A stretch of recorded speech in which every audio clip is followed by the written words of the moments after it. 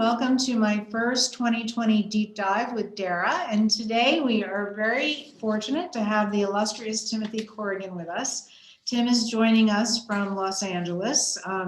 So thanks for an early meeting, Tim. And I'm sure most of you know already, but Tim is one of the world's leading designers. He has offices both in Los Angeles and in Paris, and he's completed projects all over the world, including the Middle East, across the United States and Europe. He's been named to virtually every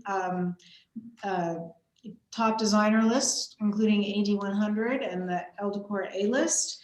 And his work, I can't believe this, has been featured in over 1,000 publications. How do you even keep track of that, Tim? That's unbelievable. I was shocked when we did the count. That is incredible. Well, congratulations on that. And of course, he has a licensing collections with Schumacher, where he's done fabric and wallpaper and gorgeous furniture. And with PFM, where we have a collection of great rugs. And he also has a line with Royal Limoges, among many other things. So this is one busy man. He also has 2 books under his belt, which are, if you haven't purchased them yet, you should. They're absolutely gorgeous. They're both published by Rizzoli. Can you just remind me the names of the books? The first one is called An Invitation to Chateau de Grande Lusay, which was my former chateau, and it really sort of invited you as if you were coming to stay as a guest for a weekend at the chateau. And the second one is called The New Elegance, and it's really about how to create wonderfully elegant rooms that are very comfortable. And that's why I was so excited today to talk about comfort and the importance of comfort in interiors. Right. Well, we'll get into that. But first, I want to just ask you a little bit. Can you tell everybody how you got your start in design? Because I know it wasn't your first career. Right. So I had a first career in advertising, and I was living in New York, and then was asked to move to Paris to run our European operations. And so I moved to Paris in the late 80s. And I have to say, it's really France that opened my eyes. It opened my eyes to design and art and history in a way that I think nothing else had ever done before. Because it's really a part of the French DNA, is this passion for culture and design. And so my apartment in Paris, I just furnished with things I found at the Paris flea market, which if you haven't been, you've got to go sometime. It's the world's largest flea market, and it's just amazing. You can find everything from things that cost $1 or €1 to hundreds of thousands of dollars. It's unlike any other flea market. But so I furnished my apartment with things from the flea market, from the Paris auction houses, and that someone from House and Garden magazine said, "Hey, I hear you've got a great apartment," and they ended up publishing my apartment in Paris. Then I bought an old 17th century manor house in Normandy, which I restored, and before I knew it, people were asking me if I would help them with design for their own homes. And so I started doing it really as a nighttime job. I soon realized that I really liked my nighttime job better than my daytime job. And that's really when I sort of decided to take a leap of faith. And actually, Dara, you and I met right when I think I was still working in advertising when we met. You were working at House Beautiful magazine, and we met through our mutual friend Vincent Wolf. And I was really trying to think to myself, should I make this move? Should I do this? And I decided to take the leap of faith and start a career in interior design. You haven't looked back, right? Never look back. You know, it's one of those things where you have to really believe that if you have to follow your inner instincts, and it will guide you, and the universe will support you when you're doing what you're supposed to be doing. Yeah, I believe that too. So I'm just curious, did you speak French before you moved to Paris? I had taken a couple of years of high school French, which did not prepare me at all.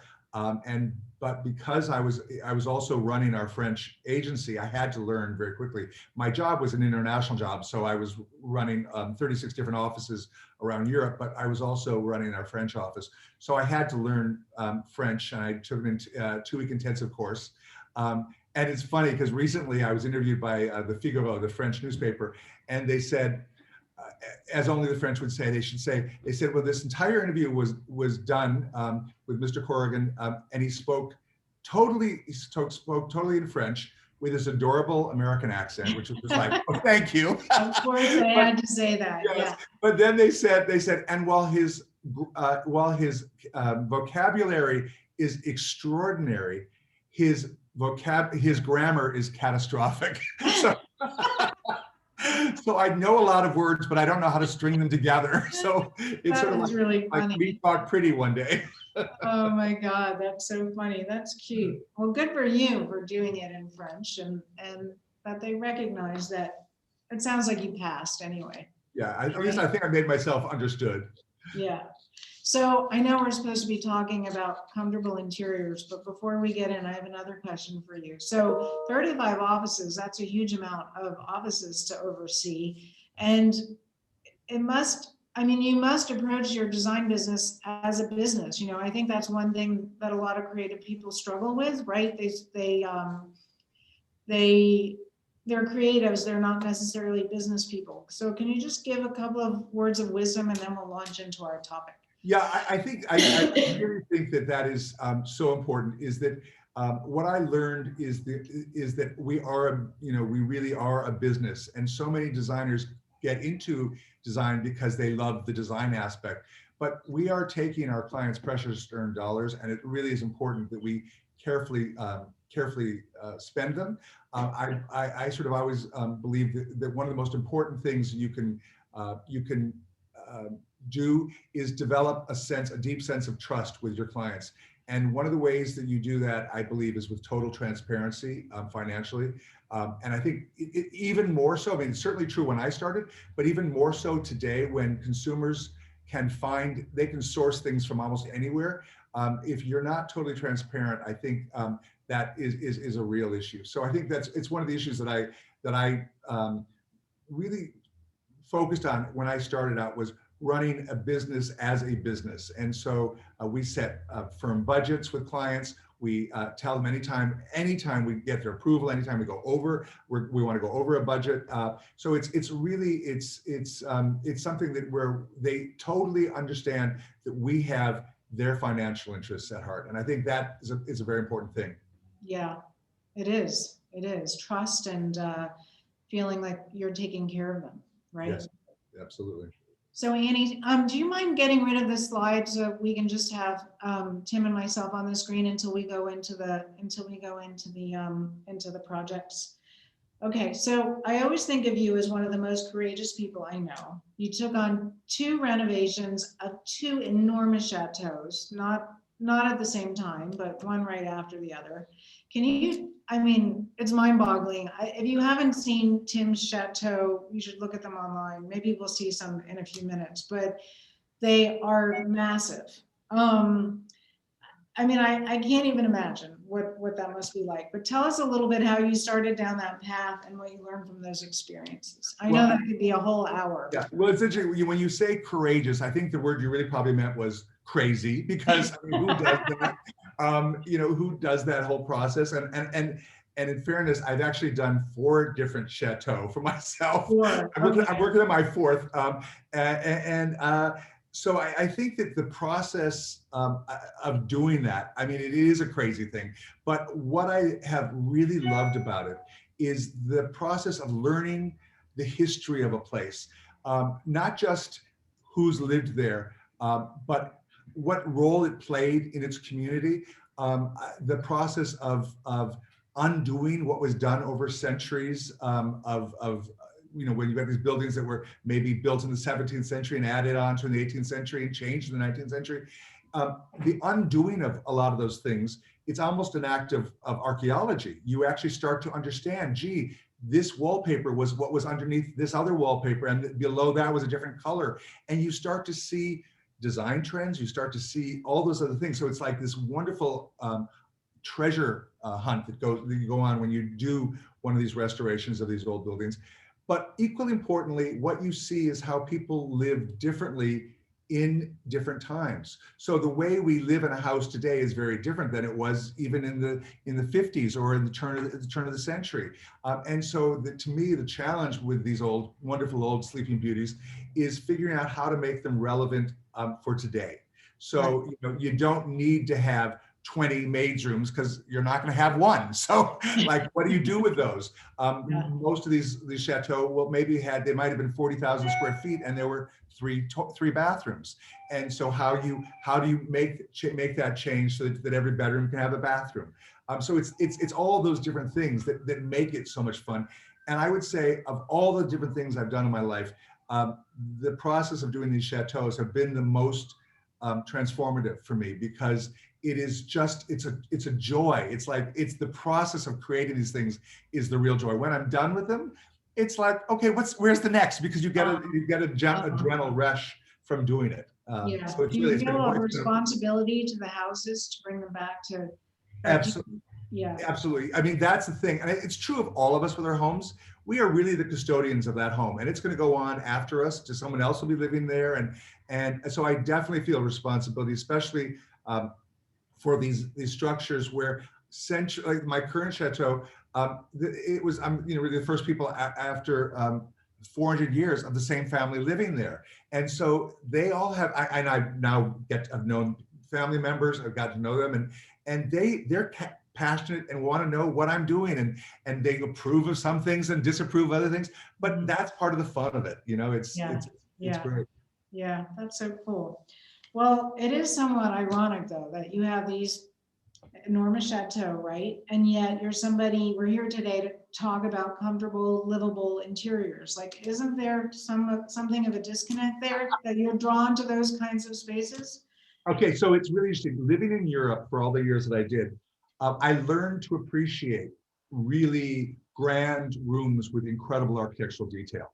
But what I found, particularly in France, was what was missing in a lot of them was the comfort that Americans certainly have come to expect.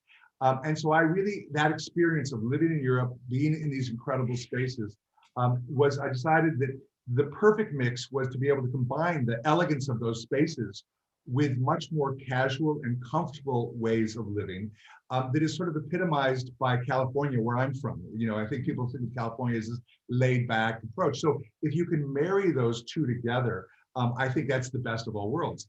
And I remember when I was first named the AD 100 in the early 2000s, they actually made a point of this weird notion that I thought that comfort was as important as beauty.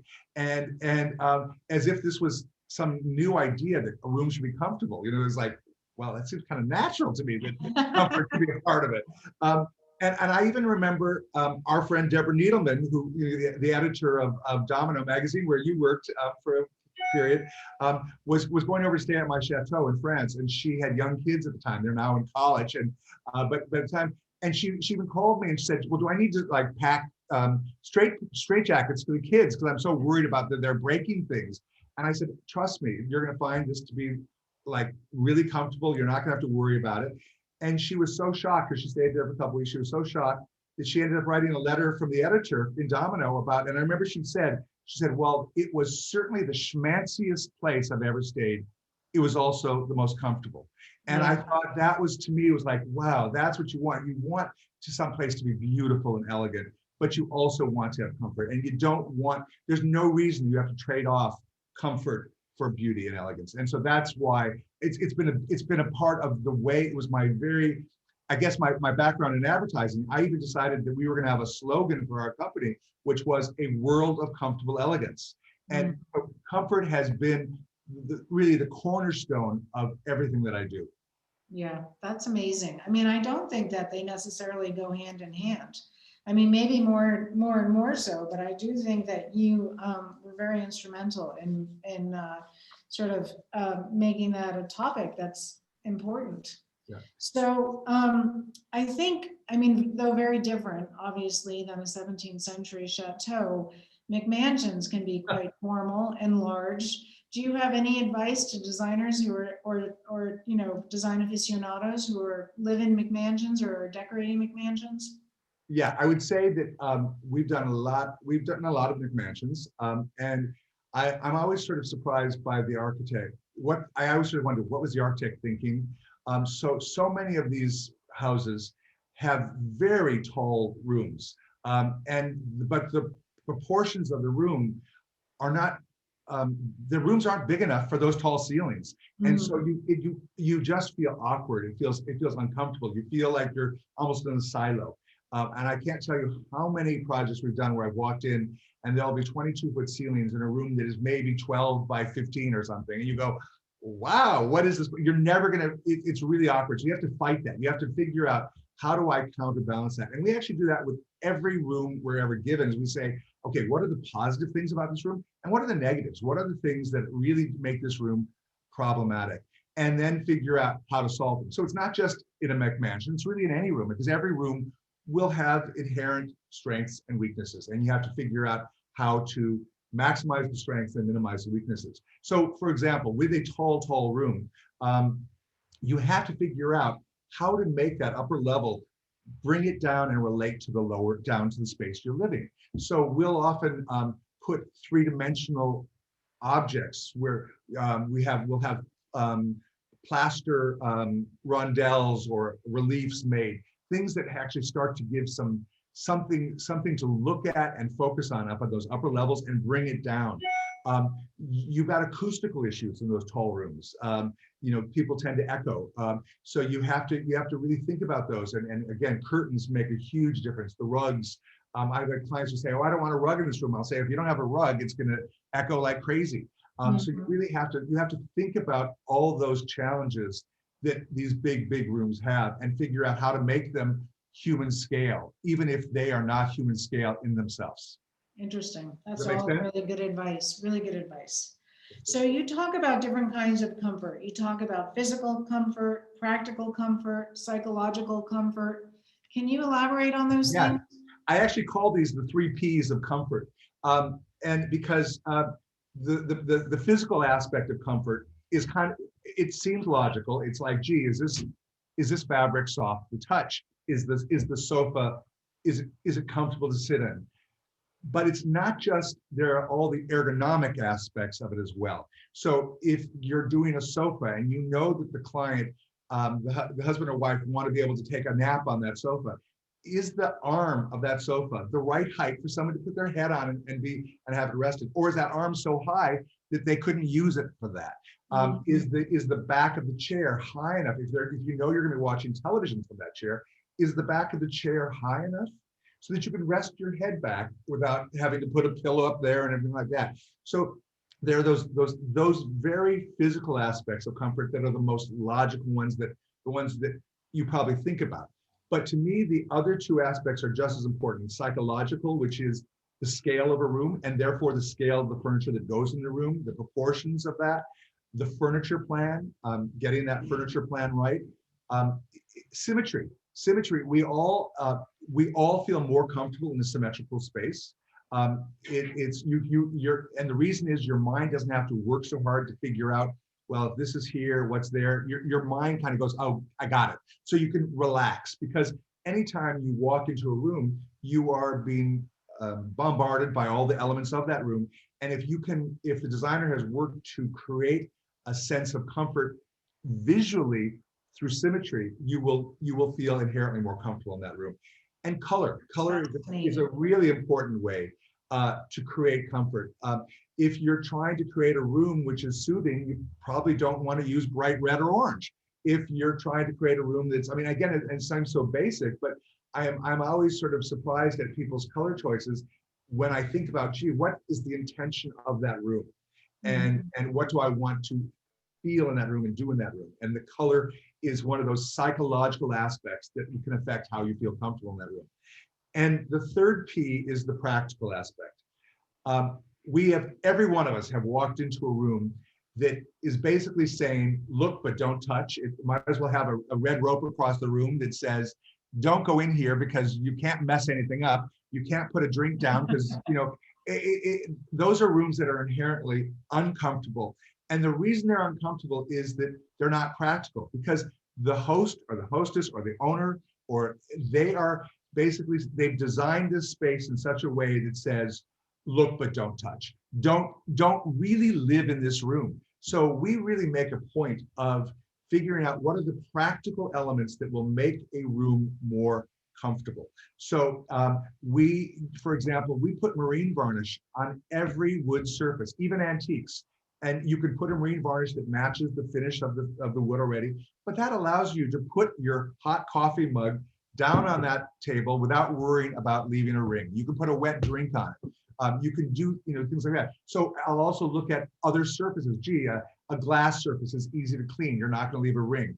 We'll use a composite stone rather than a marble, where you're going to worry about how gee, has that been sealed recently enough that I'm not going to leave a ring on it. So it's things like that.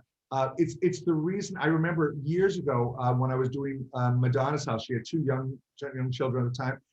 We used outdoor fabric in the kitchen, in the family room. And at the time, you could only get really heavy awning weight fabric, outdoor fabric. And so it was probably not as soft and comfortable as it could be, but it was comfortably practical.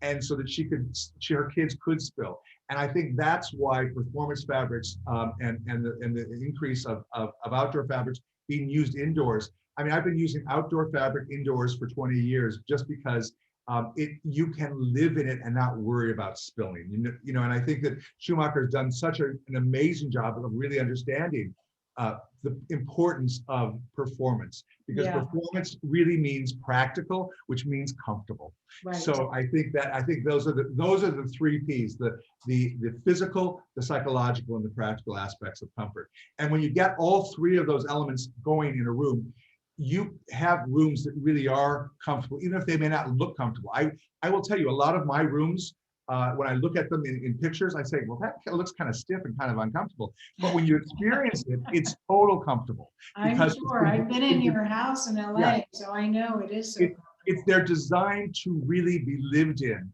And yes, they may be really beautiful, but to me, the livability aspect is just as important as the beauty. Yeah.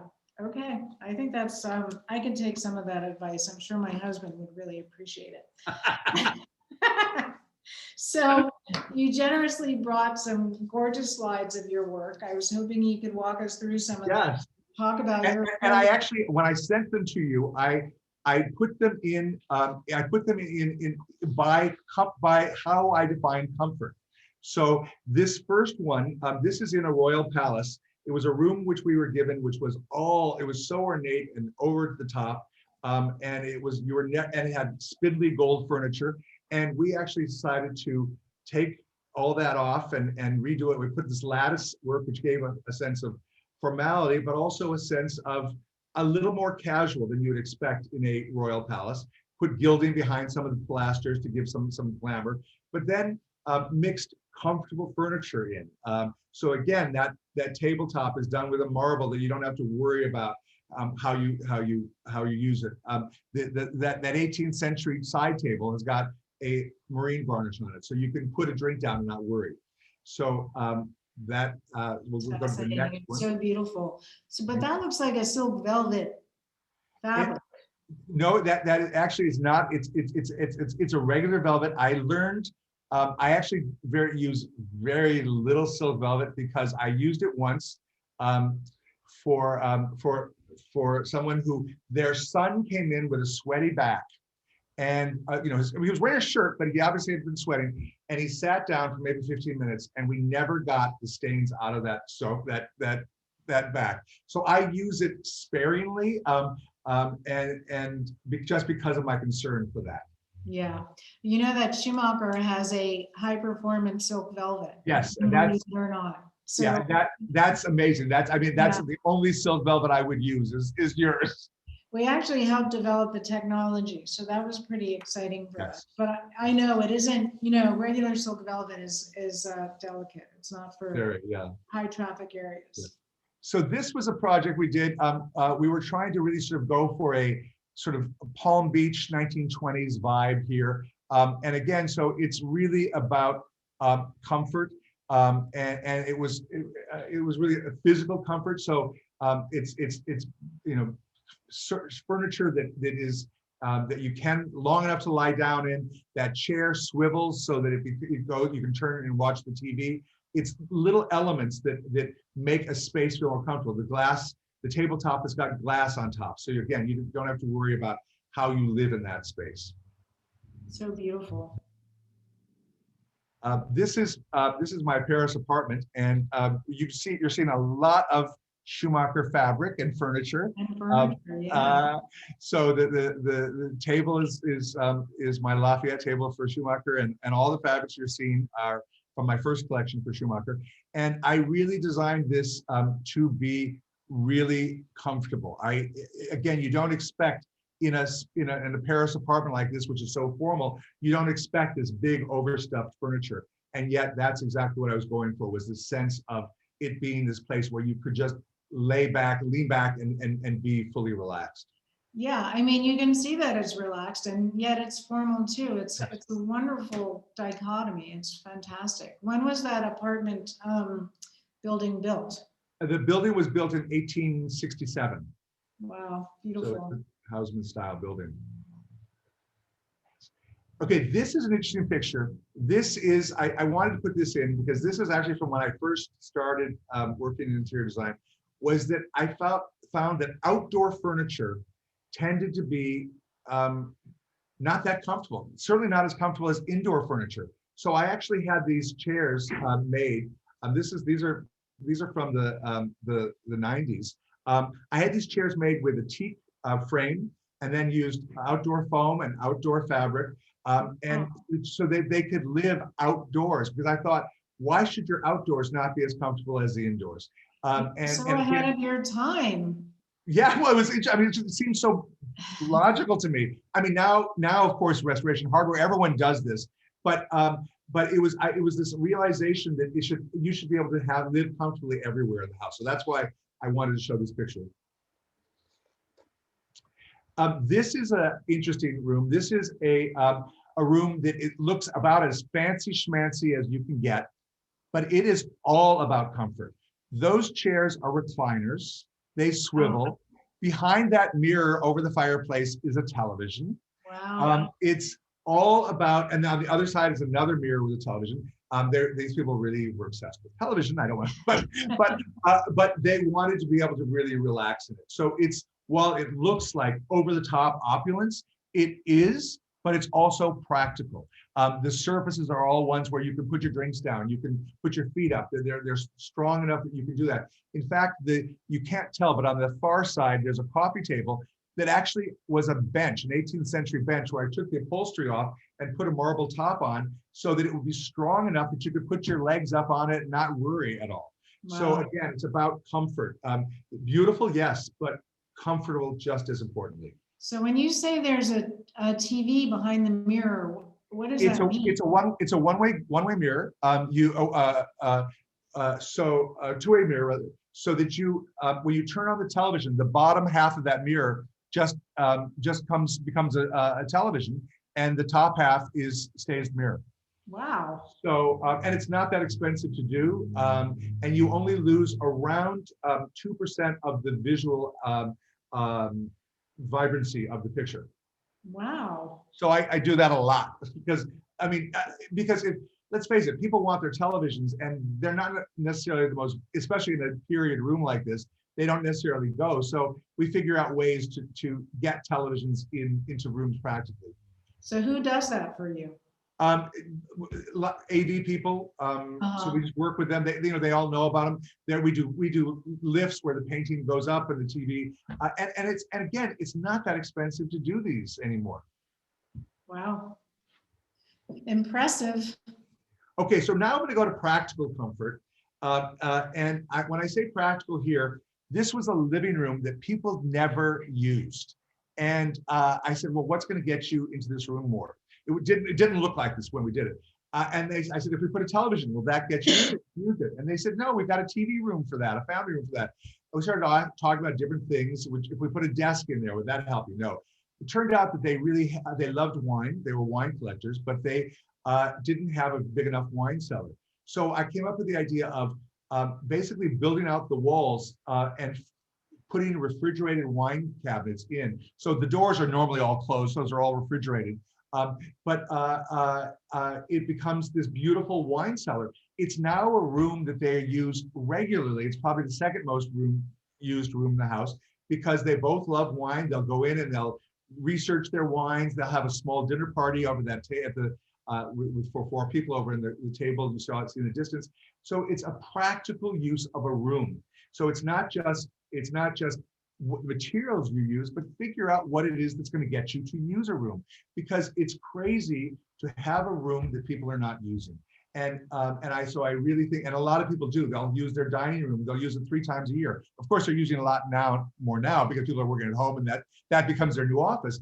But in traditional, before that, people would have the dining room they'd use very infrequently. So I'll always say, all right, let's figure out how to make your room have multi-purposes, multi-use, because that's a practical way to be comfortable in a house as well. That was genius. Okay. The next is this is actually my old house in Los Angeles where you were, here I wanted to show the coffee table. If you see, there's a box on that coffee table. It's a box that I found. It's a 17th century box, and I love the box. And I thought I'm going to use that as a motif for a table that I created. And I created this table, which is all with inlaid wood, beautiful inlaid woods, and some malachite and lapis. And then I intentionally wanted it to have this very high lacquer finish. It didn't have to be high lacquer, but that's not lacquer. It's actually polyurethane. I have had people, more drinks have been spilled on this table. I actually, one time, someone got up and danced on the table. And it's about people really being comfortable, because you've been practical. You've used the spaces and the materials in a way that people can live with that. And I'll tell you honestly, even the 2 fabrics you see on the chairs and the sofa, those are from my collection. My first collection was Schumacher. And if you remember, I was concerned, and I learned from you guys at Schumacher about the role of different materials and different threads and different, I'm blocking on the word, but fibers. And that's where I learned, I try to stay away from one with fabrics. And even as I was developing these fabrics with you, I was like saying, well, is there another material, another fiber we could use that's going to be less more stain resistant, because I'm always looking at that. And so even my design team, they all know that when they show me fabrics, they have to have looked at the content first to make sure that it's the right content for what I'm using it for. So the next is, this is a house we did in Beverly Hills, and this is their family room. The chair is outdoor velvet. The sofa is outdoor fabric, and even that ottoman is done in a faux leather, because I wanted them, and the chair swivels to look at the TV. I wanted them to be able to, and their dogs live in this room. So they were 2 big English bulldogs. So I really wanted this to be a room that you didn't have to worry about at all. So again, even you see the surface of the tabletop is not a fine wood that you need to worry about. It's about living very practically and comfortably in this space. Yeah. I mean, you look at that chair, you feel like you want to just curl right up in there. Exactly, and there's the wonderful Huntington Garden fabric. Oh yeah, right on that great pillow. Okay, this is a picture from my former chateau. This was actually in one of the outbuildings, and I turned it basically into the pool room, and so I stripped the columns and went back to the bare wood. And I intentionally wanted this to be a room where you could come in with wet bathing suits full of chlorine, if necessary, if that was the case, and not worry. So we used a seagrass rug. Again, used outdoor fabric on these chairs, on the sofas, and then the table has a marine varnish on it. So again, I don't want anyone to have to say, oh, I can't go into that room, I've got a wetsuit on. I want people to be able to live in these rooms. So again, if you weren't looking at the the ceiling, which is clearly more rustic. The bottom part of the room looks fairly formal, but Yeah. it's not. It's all about living comfortably. And part of that is living practically. Fascinating. Okay. Okay, this is from my last chateau. It's in the Grand Salon. Again, I was looking for the physical comfort, so that very deep sofa, all those pillows, and the chair that inherently says lean back. But those are upholstered in outdoor fabric. The rug, an Oriental rug, is a great solution for stains. They are sturdy. You can spill, you can stain on them. All the pattern hides the stain if you can't get the stain out. So again, I think that, I purposely used a darker Oriental rug here that would be more sturdy in terms of be able to stand up to being able to live in it. And I don't want people to worry, oh my God, I can't serve red wine because it's gonna ruin everything. I want people to live comfortably in their spaces. So again, a very, very grand room, but planned to be very comfortable from a practical perspective. So beautiful. And wool rugs, I don't know if everyone knows, but they are one of the best things that in terms of wear and tear, they're really easy to clean, and they're Absolutely a great solution. Yeah. Yeah. Okay, this was in Beverly Hills. This was a 17th century table, and we wanted it to live outside, and so that's got a marine varnish on it. This has got a slight sheen on it, but it's got a marine varnish, and it's been living outside now for, I think, close to 15 years. It looks as good as the day we put it out there. So it's an example of using even antiques outside. Yes, it's undercover, but it's outside, and we did another one that's really outside. I'm not undercover on the same house, where by simply making sure that you've got this marine varnish on it, it can live outside. And you have to, reapply the marine varnish every 5 or so years, but it allows you to have beautiful furniture outside as well as inside. Do you ever worry about decreasing the value of an antique by putting the varnish on it? Well, first of all, I tend not to do it on museum. I mean, I would not probably do it on a museum quality piece where the original finish is really important. But I mean, this is a table. Yes, it's 17th century, but you could buy this online at an auction site today for $800, $1,000. So really, it's no more expensive than if you're going out to buy something from Pottery Barn, and yet you've got all the quality of it being, this incredible wood that you couldn't find anymore, et cetera, and you have not decreased the value at all. Wow. All right, I have to just interrupt you for a second. So just to, a lot of people are asking about the marine varnish. So it's marine varnish as in the sea, marine, Yes. It's the kind of varnish that's applied to boats, right? The Exactly. boats. And it comes, you can get it in, let's say it comes in matte, satin, semi-gloss, high gloss. So that cocktail table I showed earlier was in high gloss because I was purposely going for that. This is probably a satin finish on this table. It is truly, it is life-saving because you pour water on it and you just wipe it up. It will not destroy the wood at all. So it's something that we do on all of our pieces. When we order them, if we get new pieces made, we have a marine varnish put on as last coat. And if we're buying antiques, we have marine varnish put on. Amazing. And then for marble, you said you often buy composite marble because that's easier to get stains out of and things. Much easier. It does not stain. But if you are going to use regular marble, it's very easy. You just there's marble sealant that again you wipe it on, and so but you have to do it regularly. You have to do it on a marble like every 6 months to a year. But if you've got a kitchen counter that's white Carrara marble, for example, and that stains with lemon and lots of other things, if you you can have it sanded, get all the imperfections, all the stains off, have it sealed, and then you reseal it on a regular basis. But it's just I use composite often because it's one step more in terms of ease. But and forgiving. It sounds like it's more forgiving. Much more forgiving. Yes. Yeah. Okay. And then someone asked about viscose fibers. Okay. Internal conversations about viscose too. I mean, There's viscose everywhere. Some people say that it shows stains more than other fabrics, but I'm not really sure that that's correct. Do you have an opinion about that? Well, and again, I don't know whether this person was ill-informed, but I've listened to it a lot. It was one of your former predecessors who was at Schumacher, who said to me, when you see the word viscose, think stain magnet.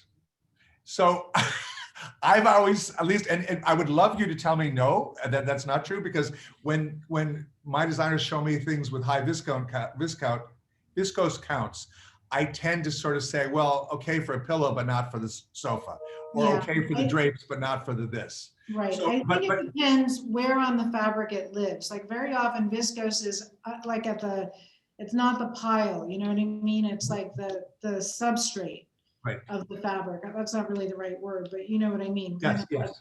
And in those particular cases, I don't think it's a problem at all. Okay, good. That's great to know. Yeah. Good. Thank you. Schumacher has come to the rescue to me once again. So, thank you. Okay. This is a room in Beverly Hills where the clients they're kind of crazy, and they have lots of crazy friends. And this was a guest bedroom. And they said, we want the equivalent of being able to go in with 409 and clean every surface afterwards, because we don't want to have to worry about what our guests have done in the guest room. So this is outdoor carpet. It's everything. The bed is outdoor velvet. The curtains are outdoor velvet. We upholstered the walls in Schumacher or white velvet. I mean, it's a completely indoor-outdoor room that can be it can live up to any activity that goes on there. So. But that, if you think about it, is a practical comfort. You don't have to worry about what your guests do. Wow, that's amazing. Probably more information than you wanted there. I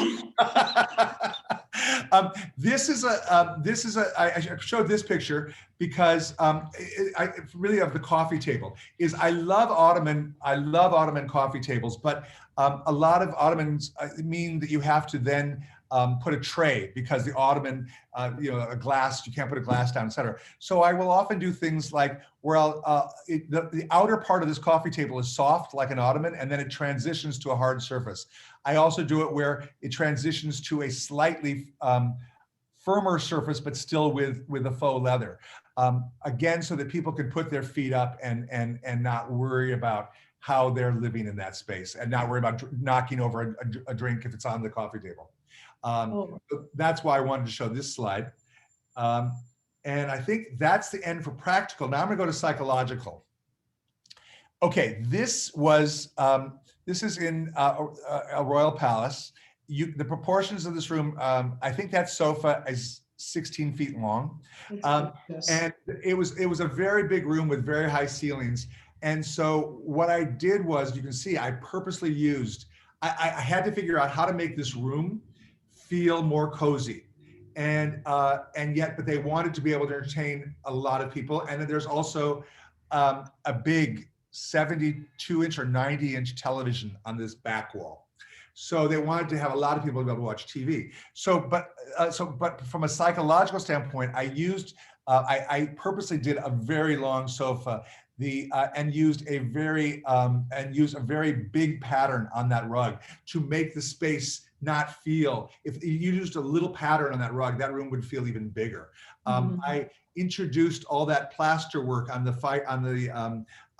and the bookcases to help give depth to the room, to help fill that out. So I very consciously took a big room and tried to make it feel more intimate and more of a human scale. Yeah, and there's a lot of symmetry in that room, but but like the two tables, they're friends, but they're not identical. They're probably cousins, but not twins. Exactly. Yeah. The next is this is in another, what could be called a McMansion. This was a 45,000 square foot house. Wow. This is one of the entrances to the house. And I think it's like 80 feet long or something. And we were given this project when all we were given was just a box. We got to design every detail, the ceilings, the floors, everything.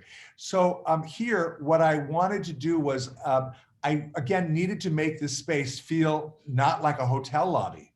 And so I again chose a very big pattern marble. This is the pattern of the floor I actually took from the famous Chateau de Grande outside of Paris, and mixed this very strong, bold colors of marble, because I was really trying to make the space not feel so vast. And so whereas if I'd used all light marble, that would have even felt bigger, which you didn't want. I introduced the groin vaults and then added the not only the architectural detailing, but the faux painting that helped make that space feel more intimate. And then had a series of seating areas in this long hallway to make it feel more comfortable. Because psychologically, walking into a space this big, I couldn't. The building was already built. The frames were up. I couldn't change the spaces.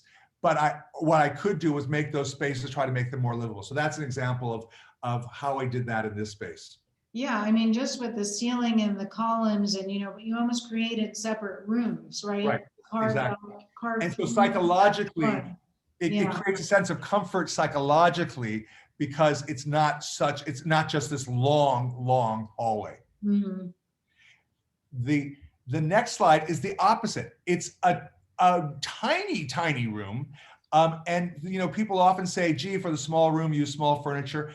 I purposely went against that. I went with very overstuffed, big furniture, because I was not trying to go for the glamour and grandeur of this room. I was trying to create a room of intimacy. And so, again, the overstuffed furniture was a clear effort to do that. And the other thing I was trying to do, the reason that I used yellow and red, because those are colors that are warm, inviting colors, and it creates a sense of intimacy. A cool color in this space, you wouldn't have gotten that same sense of come in, sit down, relax. So it was, again, that's how psychologically color and the scale of the furniture makes this space feel comfortable. So beautiful. You really succeeded. It's amazing. The next is a bedroom. And here I often will do upholstered walls. These walls are all upholstered in a linen, the same linen that's hanging on the bed, as bed hangings. And I do that oftentimes because I find an upholstered room one of the easiest, best ways to make a room feel cozy and inviting. You're not even necessarily, it's one of those psychological things. You can't tell in the picture. It looks like wallpaper, it looks like paint. But when you walk in, the slight padding of an upholstered room gives a sense of being cocooned and coziness.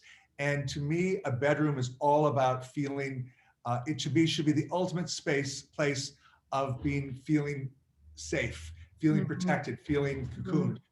So that's really what I did here. And the bed hangings do that as well. They help create this safe little nook. Bed hangings were originally done to keep the cool air out in earlier days. Now I think what they do is they create a sense of intimacy. And that's why I will do that often in a bedroom. So that's it's a way to feel psychologically comfortable in this space, because this was a very big bedroom. And again, I was trying to figure out how to offset that aspect of being a too big a bedroom and still making it feel cozy. Beautiful. This is from my apartment in Paris. And here, the room was totally asymmetrical. The fireplace was not centered on the wall. The window was not centered on that wall. The chandelier was not centered on the fireplace it was a mess from a symmetrical standpoint. And yet I know that symmetry is very important, and especially for a bedroom. So here I decided to cover up all the asymmetrical problems by just covering them up by literally draping the entire room in fabric. And that's my wonderful Cap Ferrat fabric for Schumacher. It created, this is my bedroom, it creates this sense, again, of At night, I just close those curtains. Other ones you open up and there's a closet behind it. So it's this sort of magical, safe space. And it's that aspect, again, of psychological comfort. You cannot help but feel cocooned and safe in a room like this. And that's, again, what I think bedrooms are all about. So just to clarify, having the walls curtained that way, it draws your eye away from the imperfections of the lack of symmetry? Yeah, so like let me show you, for example, yes, because you're getting all that pattern, the pattern's starting to block it. And then I did other tricks, like I put a mirror that looks like a window over the fireplace, roughly trying to make that wall feel more centered, so it sort of mimics the window over the other window. It's other things, but it's the draping, but the draping really does help hide weird things in rooms.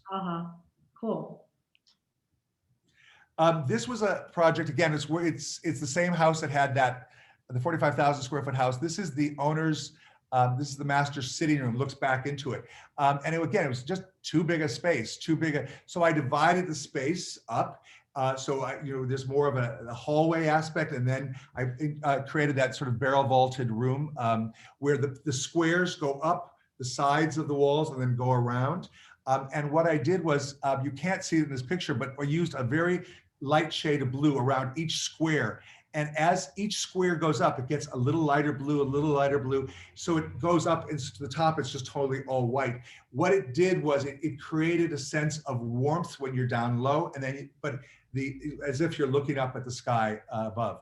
So, and again, those other architectural elements that help make this space feel more comfortable, because it was just too big a room, frankly, for its own good. That is beautiful. Okay, this is one I did, powder rooms. People often are afraid, sorry, fire engines going by, but people, powder rooms, people often go into a powder room and yes, there may be a fan to help block some of the noise, but noise leaks. We're dealing with a project in Houston right now where the powder room is directly next to the dining room, and every sound you make in that is heard in the dining room. So here, what we did was we actually paneled the walls and then upholstered the walls with fabric, because that it's the best sound absorption you can get. So it helps this. I'm using this as this idea of practical or psychological, but practical comfort as well, is that you don't have to worry so much about when you're in that room and people outside don't have to hear you. So again, it's figuring out how to psychologically make someone feel more comfortable, even when they're using the powder room. Beautiful. This is a psychological way. This was a small room, and by using the same fabric on the walls, the curtains, even the bed hangings, it made the room feel bigger because you have the same pattern that gets repeated. I learned this from a landscape architect many years ago who said, if you have a small garden and you want to make it look bigger, use the same plant repeatedly, because it will make the space, it'll make the garden feel bigger. So that same thing applied here, is just by using the same fabric everywhere, it made the room psychologically feel bigger, because it was a tiny, tiny room. Fascinating. And I think the last picture we're going to show is these are I chose these because I really want to talk about these. These are three of our things that we developed with Schumacher. The left is called the wave chair. I designed that very ergonomically in mind. It's high enough so you can lean back and watch television. The arms are shaped in such a way that it exactly cradles your elbow and then puts your arm up. And it's all about, I remember going down to the factory in North Carolina and doing set tests when we were doing the prototype and saying, no, you need more fabric on the back of the chair so that you don't feel the wood frame. It's all those little details that will make a piece of furniture more comfortable. So I designed that first and foremost for how you would sit in it. Likewise, the coffee table, which is the Lafayette coffee table. I think we saw it in a white version of it in my apartment in Paris. I designed that where the with the tray underneath, because we've all got stuff. Nice to have books and magazines and maybe a throw, whatever, to let you put things underneath. So it's practical in that respect. And yet, and that's done out of cane, so it gives a nice lightness. But then the top is done with antique mirror. So again, you can put a drink down and not worry about leaving a stain. It's strong enough you can put your feet up on the table and not worry about it. So again, it's beautiful, but it's practically comfortable as well. And the final is Hedro Trellis fabric, one of my fabrics for Schumacher, which is a solution dyed acrylic outdoor fabric. And what I love about it, it comes in multiple colors, and I use it a lot. We did. There's a white version. We did the fanciest Park Avenue, full floor Park Avenue apartment overlooking Central Park, etc.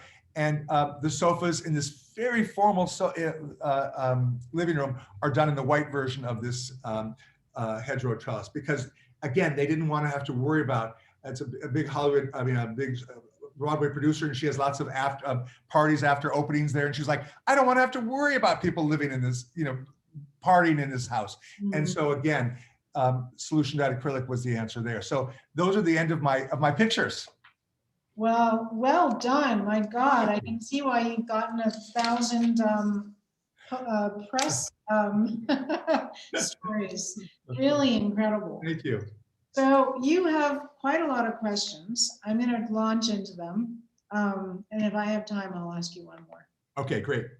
Okay. How did you hang the mirror over the fabric? So that must be your bedroom in Paris. Okay, great, easy. What I did was I just took, took basically almost like the equivalent of a potted plant hanger at the top, and then hung it there with monofilament fishing wire, like the clear thing, and then put a L bracket down below, and it so it keeps the mirror being flat. Right. So it doesn't got yeah. it. Okay, interesting. Next is, how do you upholster a powder room and not worry about water damage? Again, what we do is try to use solution dyed acrylic for that, so that it can be cleaned. But what we'll also often do is in the area near the toilet, because men are not as necessarily neat as women in a powder room, we'll often do just full wood at that area and only do the upholstery from wainscoting up above. Okay, makes sense. Living in the country during pandemic, how to deal with bedroom with vaulted ceilings and windows on 3 sides? Cathedral ceilings, I think, for bedrooms are really problematic. I lived in one once, and I never felt really that comfortable in it, because it's just the ceilings are so high. And you have to really figure out in those ceilings, in those rooms, you got to figure out what you're going to put up on the walls, or hang things down. If you're not going to hang a chandelier, hang a mobile, hang something that's going to bring the height down into the area where you live, because otherwise they're just a little overwhelming. Mm-hmm. Okay. So someone asked who the outdoor fabric is by. It's by Schumacher, Timothy Corrigan for Schumacher. Yes.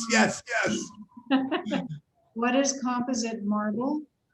Composite marble is actually, it's quartz that's been crushed, and it's recreated with like a resin. And so the only place you cannot use it for is a fireplace surround because of the heat, but you can use it any place else. It can be for countertops and kitchens, anywhere. And there are so many amazing composite stones now that you cannot tell the difference oftentimes between a composite and a marble. Okay.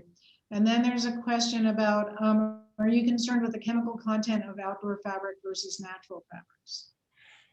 I think that the VOC issue is I think with most solution dyed acrylics is not an issue. I think some of the polyesters are more of an issue.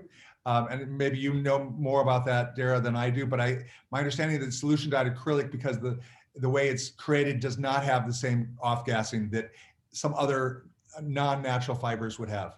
Right. And we also at Schumacher have a new line of natural linens. They're actually natural linen that are outdoor appropriate, if you can believe it or not. Right. So that's exciting. I mean, I worry about that too. I mostly not so, I don't worry about the off-gassing because I don't think that's the issue. It's just like they're not biodegradable, right? Got So, it. but you're creating interiors that last a lifetime. So I think that's as also a way of thinking about sustainability. You know, you're not creating things that are meant to be thrown away next year. Well, and you know, it's interesting. We use a lot of antiques, and because if you think about it, antiques are the ultimate in green because they've been around, they've been reused and reused, and you're not cutting down any new trees for any of those pieces. Exactly. So I'll just finish with one last question. What advice do you have for a designer just starting out? I would say two things. One is learn architectural art and decorative art history because there are no new ideas. It all comes back, and it's all cyclical. You'll go from modernism to maximalism. Again and again and again. It's happened throughout history. You look at Art Nouveau and it went to Art Deco, two extremes. It's just going to keep happening. So when you understand history, you're actually able to better figure out how to mix elements, and you're a better designer. So I think that would be the first thing. The second thing I'd say is get the furniture plan right, because if the furniture plan is not right, and the scale is not right, or the furniture is not right for that room, no matter how many beautiful fabrics you put in there, no matter how gorgeous the rugs, the room is not going to work really well. So you cannot. Pretty does not fix a bad furniture plan. So that I think is critically important. Right. So start with the skeleton. Absolutely. Absolutely. Yeah. Well, Tim, you are a gem. Thank you so much. Thank you. It's such a great treat to be with you, Dara. Fun, and for all of your generosity. Thanks for sharing all your amazing. Thank you. And thank you to Schumacher, because truly, Schumacher, I think, has set throughout this entire pandemic, has led the way in terms of your talks,